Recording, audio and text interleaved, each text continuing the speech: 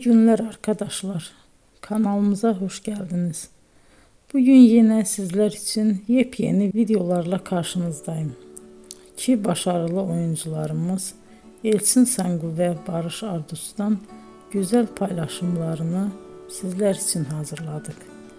Elçin Sangu, Sevdim Alabora, Yalancı ve Mumları, Kiralık Aşk, İyi Günde Kötü Günde bu dizilerde rol almış ve herkes tarafından çok beğenilmiştir. Biz de Elçin Sangu ve Barış Ardus'tan en güzel sempatik fotolarını sizler için hazırladık. Bu karelerin devamını istiyorsanızsa emeğe saygı olarak kanalımıza abone olup yorum yazmayı unutmayın arkadaşlar.